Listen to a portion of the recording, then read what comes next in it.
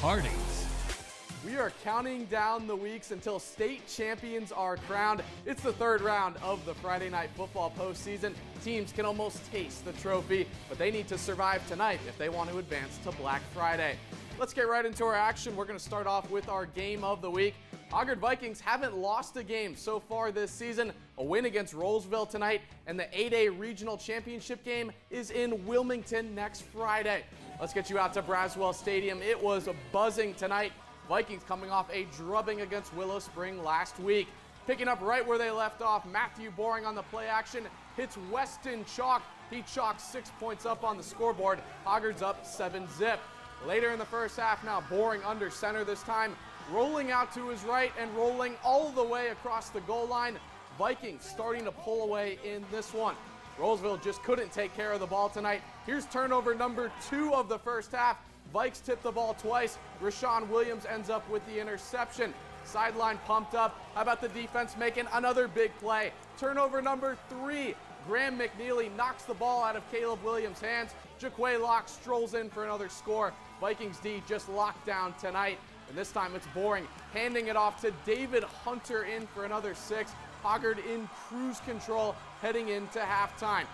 And let's show you one more turnover forced by that Vikings defense. A bad snap. Sophomore Muhammad Ismail scoops it up and takes this one all the way back for the touchdown. The Hoggard sideline saying they're the best team in the state. They're hosting the 8A regional title game next Friday. We'll show you who the Vikings will face in just a few moments. All right, let's get you over to the 4A bracket. East Duplin at home against Southwest Edgecombe. We're in for a cat fight in this one. It's the Panthers against the Cougars. Southwest Edgecombe threatening early on. They're going to score on this power run play. Kanaji Hopkins in for the touchdown. Panthers able to answer right back. Sean Davis, the fullback, punching it in for the touchdown.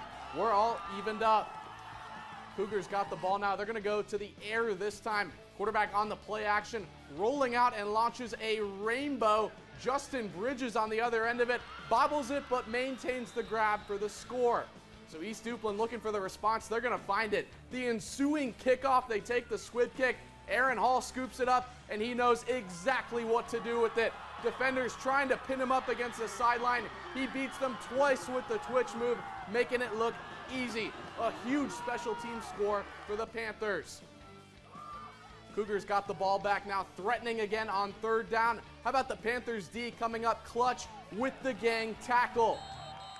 Cougars, though, going to decide to go for it. It's 4th and long. Quarterback rolling to his left. He's got plenty of time. East Duplin can't get any pressure on him. Eventually finds his man in the end zone. Andre Downey Jr. with the touchdown, and East Duplin's comeback comes up short. Panthers season is over. They finish with a 9-3 record and a conference championship, but come up short in November, 44-41 the final. We're going right up the road to James Keenan. This is the 3A bracket. The Tigers open up the postseason with the win over Wallace Rose Hill. They're hosting the Chargers tonight. May have been a little hazy, but what is crystal clear? Just how good this James Keenan offense is. Talil Purcell breaks a 7-7 tie, a 33-yard touchdown. Tigers up 14-7. Here come the Chargers, and we're talking about Loyalty Fuller. You can count on Loyalty taking off, and he is gone. A 47-yard touchdown with the response. 14-13 after the extra point is blocked. Next up now, we've got Jeremiah Hall weaving his way until he sees daylight, finds it, and 23 yards later, it's 21-13 James Keenan. After an interception, Purcell piercing the Chargers defense. A 4-yard touchdown puts them up 27-13. Aiden Grifton not backing down, though. Kamani Wilson high points the ball. Look at the OBJ one-hand grab in the end zone. One score game now, but the Tigers just couldn't stop scoring. Eli Avant rolls out and finds David Salaya. He's on an island all by himself. 33-19 just after halftime. Purcell going untouched up the right side, a 10-yard touchdown. 40-19 ball game at that point. Tigers scored touchdowns on their first 8 possessions. That's pretty hard to beat. They win it big, 54-26 the final. They're headed to round 4. Here's Eli Avant after the win.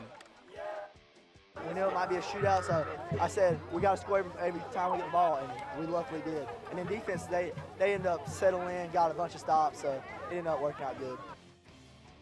Over on the bottom half of the 3A East bracket, it's Pender at home against Northeastern. Patriots looked sharp in a win last week. It's the Eagles, though, who strike first. Zach Ishman floating one over to Tavon Bell. That's a 16-yard touchdown. Northeastern's up 7-0 early. Pender with the answer right here. Zyquan Murphy slipping by everyone, and then it's a 46-yard run to the house. Patriots cut their deficit. We got a 7-6 ball game. How about some defense now? It's Murphy on the blitz, forcing the Eagles to kick a field goal with that tackle for loss. Second quarter now, Patriots fumble the handoff, and Jermaine Deschelle picks it up, takes it back 70 yards through the fog for the scoop and score. Northeastern's up 24-6. Pats, though, keep hanging around. This offense can strike in a second, and they're going to do it right here. Handing it off to Murphy. He's initially bottled up at the line of scrimmage. Doesn't hear the whistle, though, so he sneaks out the back door. How about this? 45 yards to the end zone. That keeps Pender in the ball game. So they're down 10 going into halftime. They end up losing this one 52-34. Just a tough way for an amazing season to end. Patriots notching a 10-win year for the third time in the last 5 seasons. Some great action from round 3 so far. We've still got another top seed at home and a school seeking a historic upset tonight. More winner go home Friday Night Football coming up right after the break. You're watching Friday Night Football on WECG.